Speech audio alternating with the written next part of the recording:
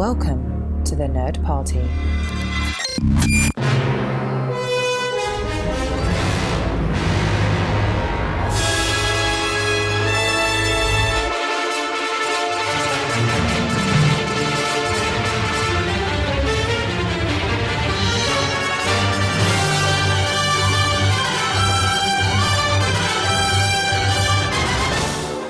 Hello and welcome everyone to Aggressive Negotiations, the Star Wars podcast that is known for its unique take on everything from the Star Wars galaxy. I'm one of your hosts, as always, John Mills, and with me, as always, is my very dear friend, Matthew Rushing. Matt, why don't you go ahead and give everybody a greeting in Rodian?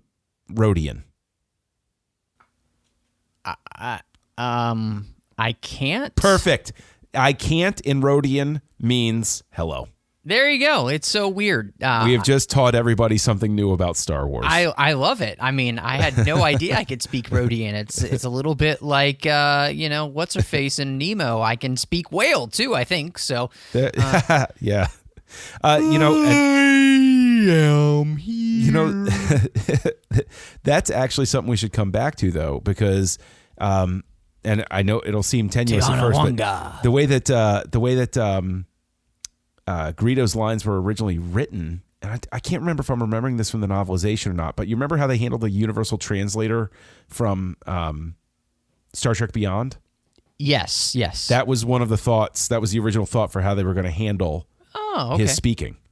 And I'm kind of glad that they just went with Rodian. But I would much rather just have subtitles and people understand it. Although, what's really interesting is Chewie never has subtitles. That's true. So well, I mean, honestly, as somebody who has a dog and a cat, I can tell you that I can understand them perfectly. I can't speak dog. Well, I mean, I can kind of speak dog, but it's a tenuous pronunciation at its best. I don't know.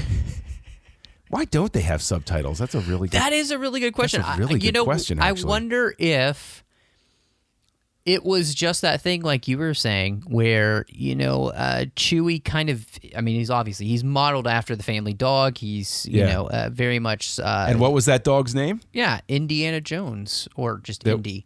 Just Indiana, yeah. That's why it's such a great double inside joke at the end of It's wonderful. Crusade. And so I think that it does a really good job of, like you said, Han understands his friend, but not everybody understands his friend.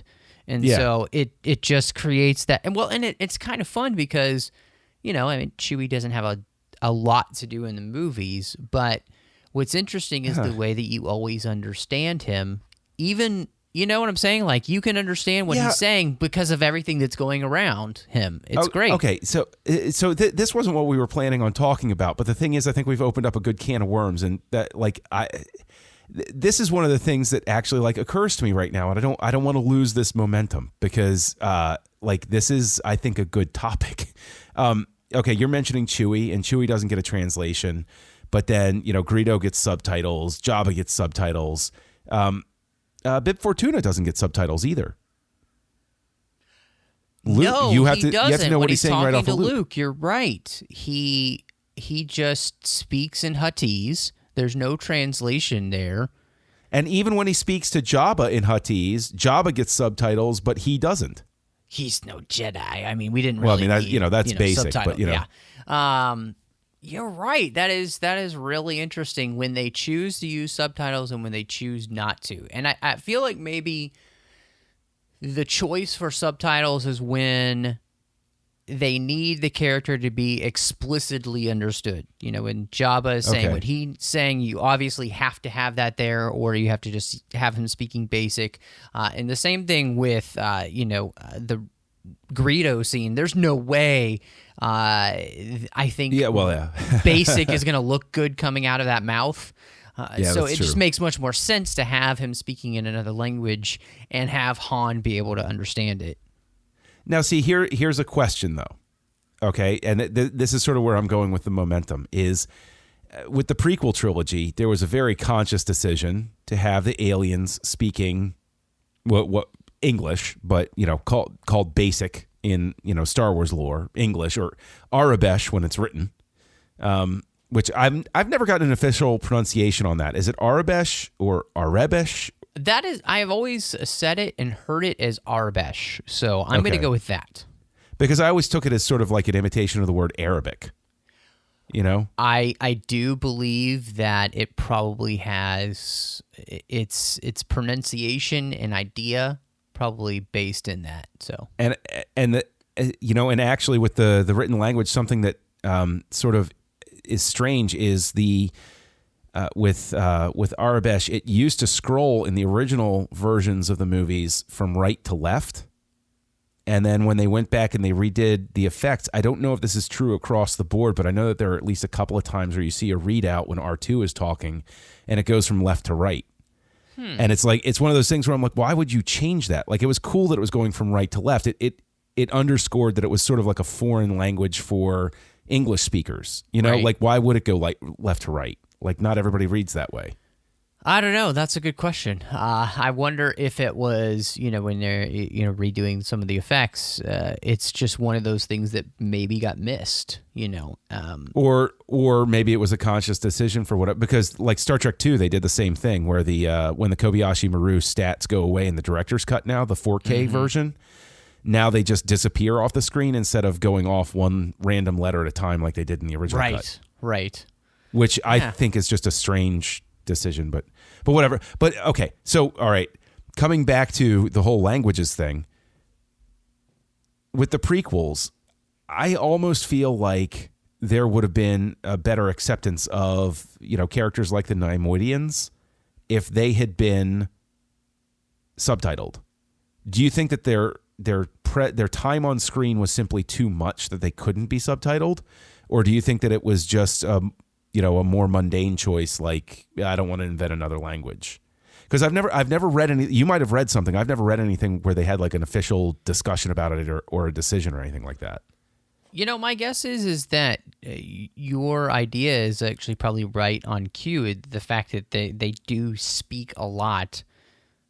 Do you really want to subtitle that much of the movie? I also think that because the world is going to be bigger, the prequel world is so much bigger than what we see in the original trilogy. I mean, we see so little in the original trilogy, really, when you think about it.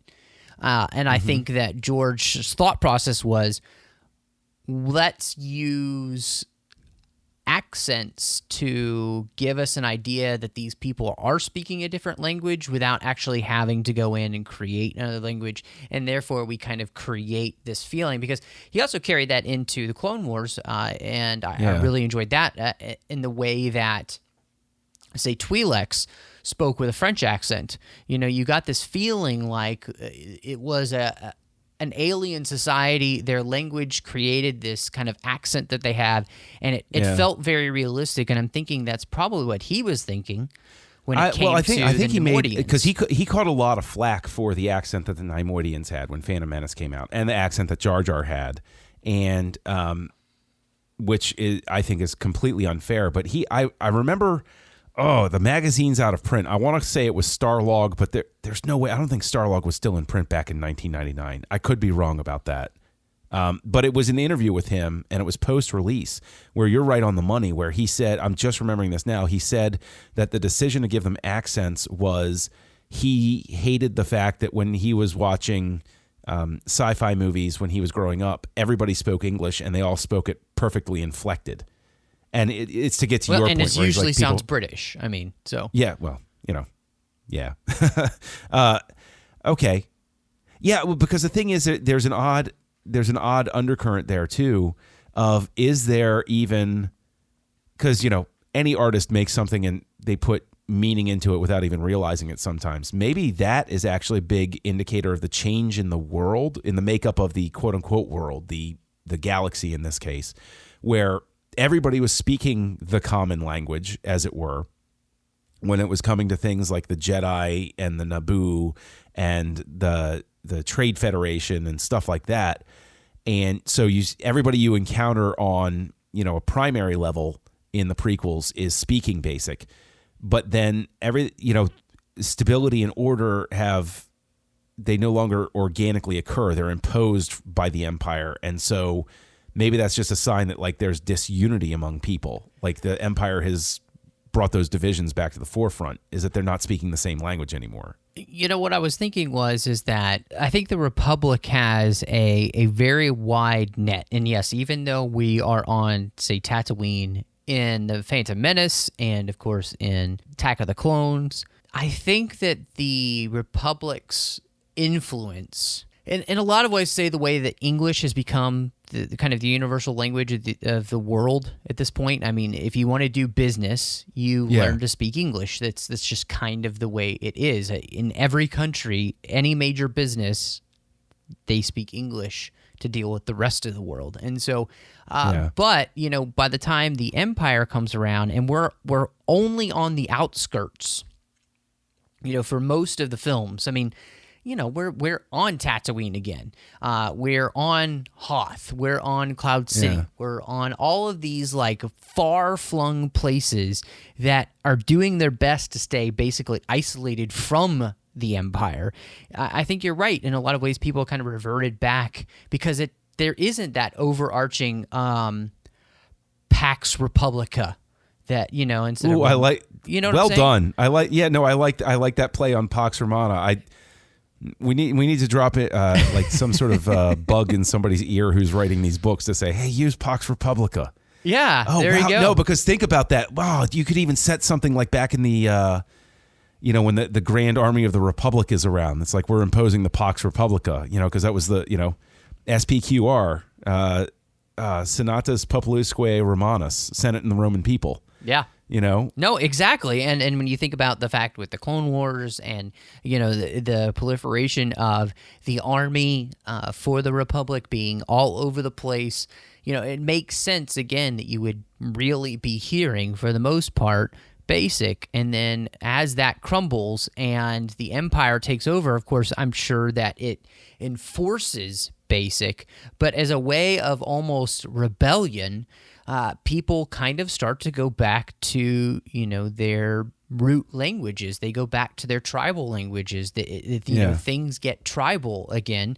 And, you know, as Jen Urso says, I think people don't even think about it, but this is a rebellion. I rebel. And one of the ways to rebel is by not speaking the language of the imposed government. Could you even make an argument, maybe, that by people speaking their native languages and balkanizing themselves, as it were, it makes it harder for the Empire to listen in on them and keep tabs on them? Because if there's a listening device, then it has to be taken back. Oh, what are they speaking? And then it has to be taken back. Oh, they're speaking this language. And because we're not dealing with a universe where there's a universal translator, right? Like Star Trek has that ultimate get out of jail free card where like anybody says anything and they're immediately understood. Whereas Star Wars is much more, you know, forgive me for putting it this way, real world. So I think it would almost be interesting if they could work into the official continuity that people speaking their own languages is, like you said, a form of rebellion. But, you know, in partnership with that, it's a form of rebellion that makes it just harder for the Empire to listen to them. It, like, they know they're just making it harder for them to be followed. Does that make sense? Or do you think I think it makes complete sense. And I think that what's really interesting about that is, I mean, it's even just bringing it all the way back to where we started with Chewie. You come full circle with this idea of there is a character whose people are still under the thumb of the Empire, you know, and have been so mistreated by the Empire. So to have Chewie, and I don't even know if it's possible for Wookiees to speak basic. You know, that's not something we've ever learned. But my guess is probably really difficult for them. Well, if we go back to... what a great way of again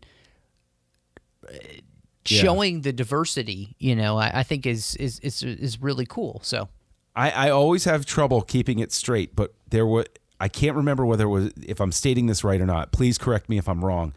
But if I recall correctly, with the Thrawn trilogy back in the early 90s, Heir to the Empire, Dark Force Rising, and The Last Command, there was a Wookiee they encountered who could speak a heavily accented basic, but it was because he had a speech impediment.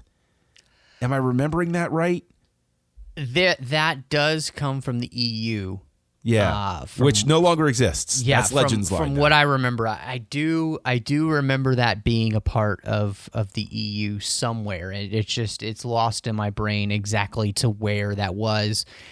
It could have been that, but I don't know if it doesn't seem like something Zahn would have come up with, but I could be totally wrong. So just write us, let us know. Yeah. an@thenerdparty.com. If we're wrong, we want to know it because I love the EU, but I can't remember everything about it. I'm just not that good. So it's sitting right there in the back of my brain. And the thing is, it's also triggering another.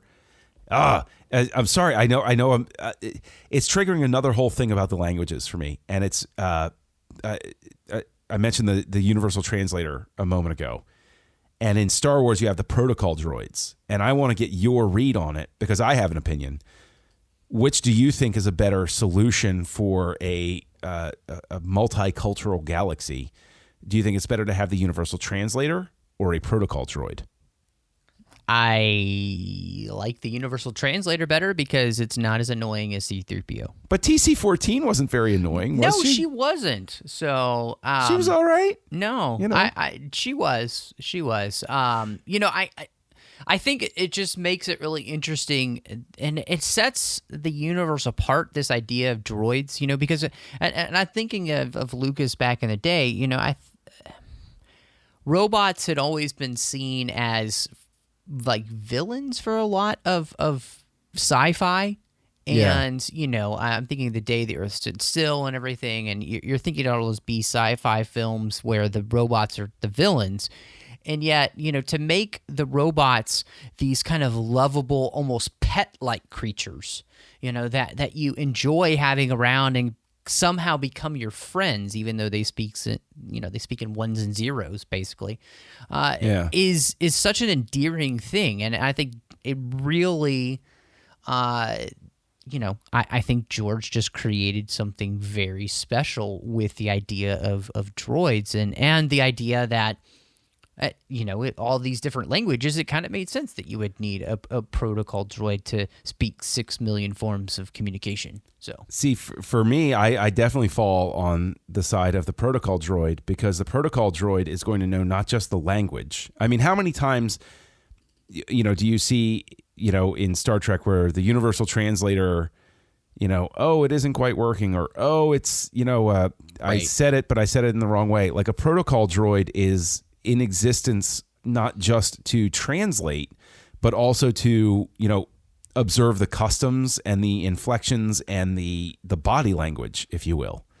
So, yes. 3PO could interpret the body language of somebody and say, if it wasn't 3PO, well, they're saying this, but this is what it means when their hand moves this way, right?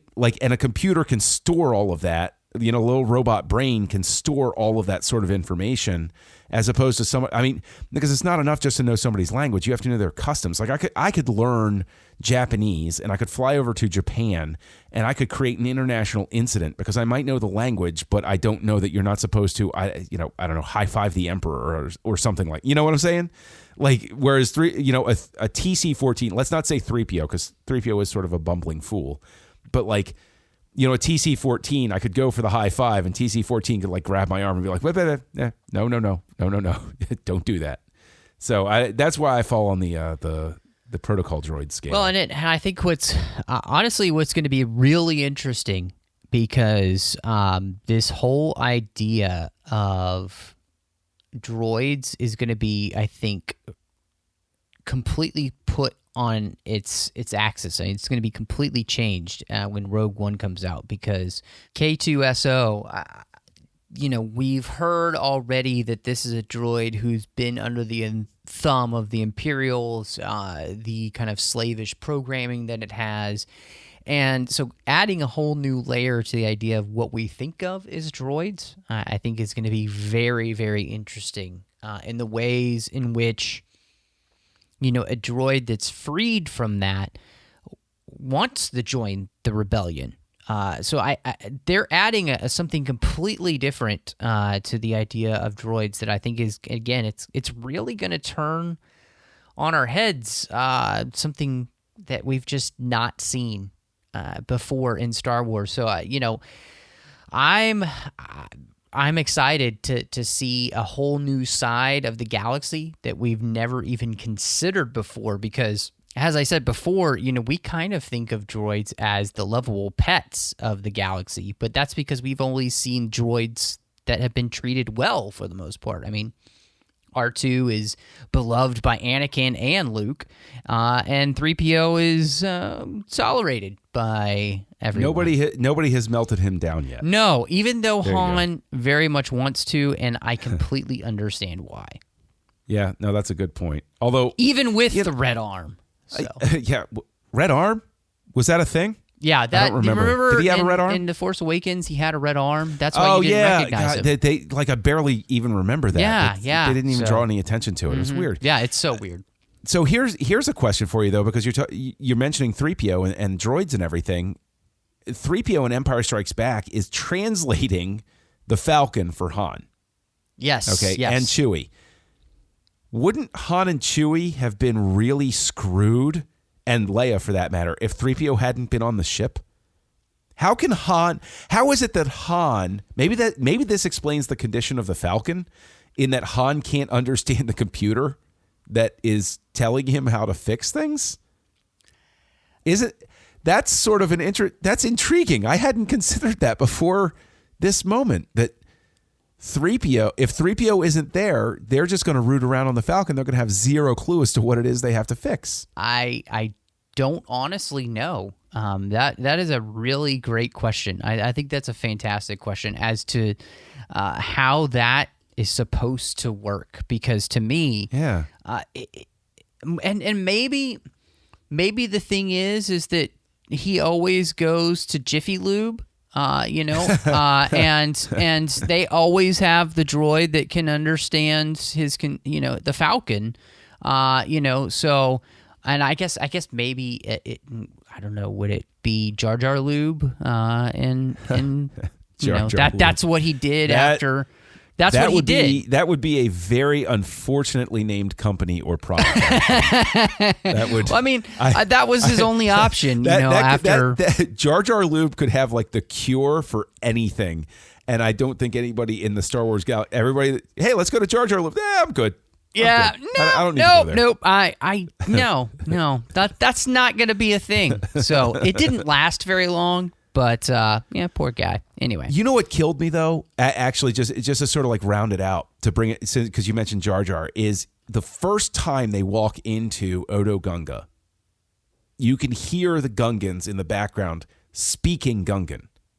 Yes, not basic. Yes. And I wish, even if you're not going to have Jar Jar act as translator, or you're going to have them switch at some point and say to the Jedi, well, you're outsiders, so we'll speak your language, but, because you can't manage ours or something. Right. I would have enjoyed it. And this is, again, I think a practical reason why they wouldn't have done it. But what do you think about the idea that when the Gungans battle the droids, do you think it would have added to the mystique of the Gungans and possibly partially redeemed them in some fans' eyes if they had been speaking Gungan through that final battle instead of English? Oh, goodness. I mean, there's an impracticality to it with the way that it's constructed. But do you think that they should have approached it as, well, we'll construct it so you can understand it only visually and they'll speak, but you'll sort of pick it up like you do with Chewie or R2 by context? It might have been more interesting to have Jar Jar be translator, almost. I think it would just add a little bit of mystique to the Gungans, and I think that the fact that they all did kind of talk in this kind of strange cutesy language, it hurt them, and which is sad because seriously, we get to the Clone Wars and they freaking take Grievous down. I mean, they're the only people I've ever seen take Grievous down, other than Obi-Wan Kenobi. Captain Tarpals for life. Yes, man. I mean that guy is a bad A. Mother, yes, he is. Jar Jar Gungan. I mean, so cool. So, I think it's pretty fascinating the way in which that series alone did a lot to redeem the Gungans, and even Jar Jar himself. I think in a lot of ways just worked better as a an animated character. So, well, I mean, he is. He already is an animated character. Yeah, he's an animated character. Yeah. But who speaks basic though? That's the important thing. That is true. But I think that's really interesting. This whole idea of Star Wars and language, and the ways in which it never had one specific rule.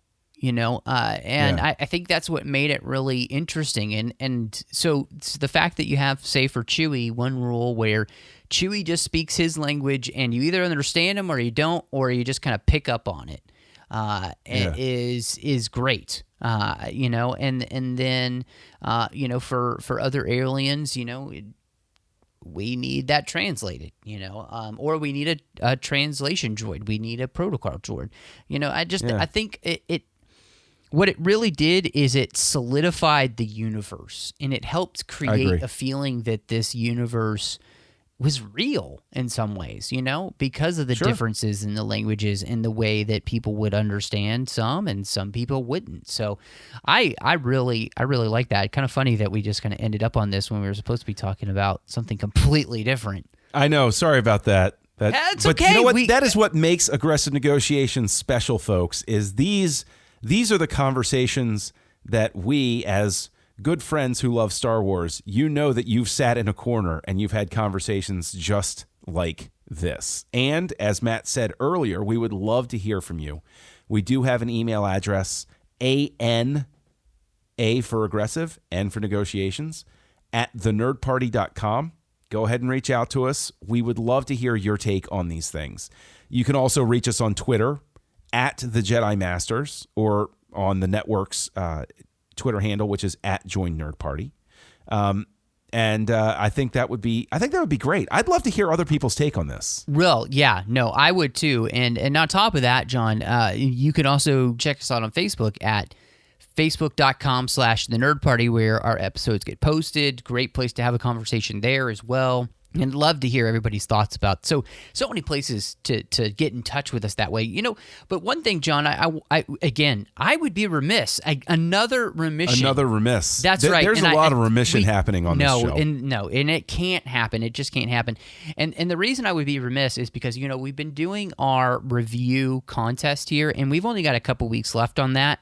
Oh my gosh, you're right. That's right. And so the review contest has been going on here on iTunes, and we want to thank everybody who's gone there and done that. Really appreciate it. It definitely helps the show grow.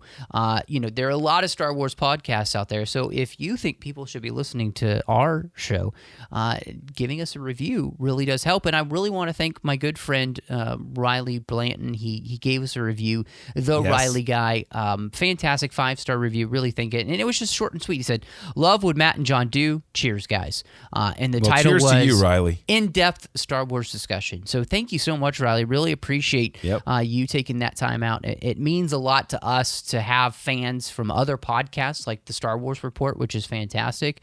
And if you like the show, help us out. And we're not asking you to do this for, say, free, because we are having a contest, and you can win some wonderful goodies that I personally got in my Smuggler's Bounty box from Funko.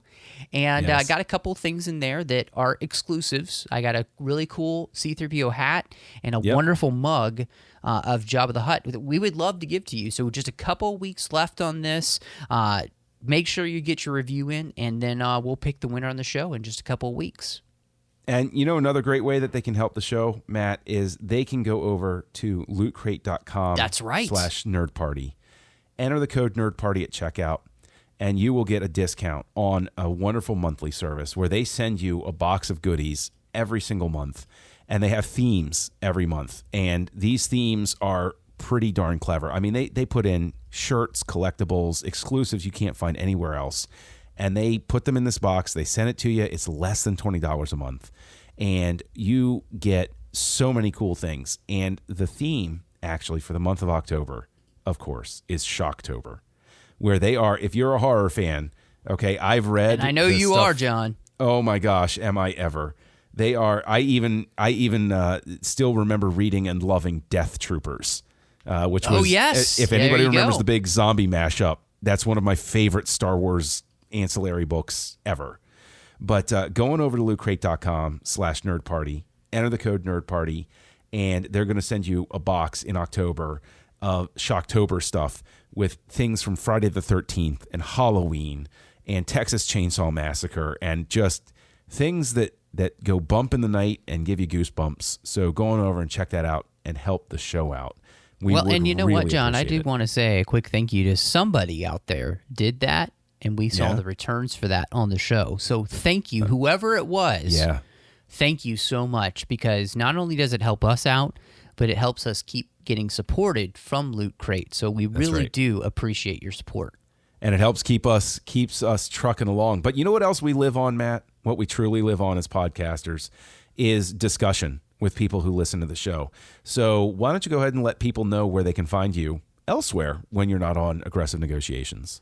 Well, John, I'm on a network called Trek.fm. You can find that online, and I do a few shows there. You can find me doing The Orb with Chris Jones, where we talk about Deep Space Nine. I also do a show with a couple of guys called Literary Treks, where we talk about the books and the comics of Star Trek. I'm joined there by Bruce Gibson and Dan Gunther.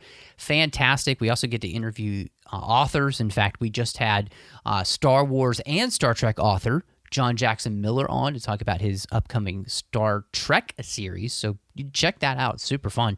And you can also find me doing the General Geek Show there, where we talk about all the fandoms that we love, from Star Wars to James Bond to Harry Potter to Lord of the Rings. I mean, you name it, we're probably talking about it, new and old things.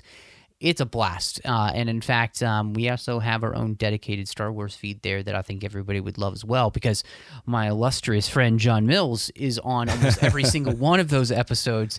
And so I know it's good stuff. But Except for one. There was That's one episode true. I There's wasn't that on. one So if you episode. haven't listened to the feed, you have to go back and you have to listen to all those episodes and figure out which one I'm missing from. that's right. I know which one it is. Now, John, you're all over the place too, and I know I you am. love talking to people. So where Oh. can they find you online? Matt, I love talking to people. I love talking at people. I love talking to walls and my cat and my dog. And you can usually find me doing that pretty much on your social network of choice. Look for Kessel Junkie. That's me everywhere. And you can also find me also over on the Trek FM network, co-hosting Stage 9 with Mike Schindler. We look at the non-Star Trek work of Trek creators, and co-hosting Words with Nerds with my pal Craig, where we get into a different bit of trouble every single week. Well, John, I think there's only one thing left to say. I think it's time to close negotiations. Matthew, negotiations are closed.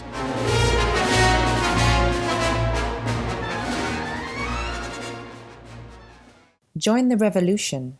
Join the Nerd Party.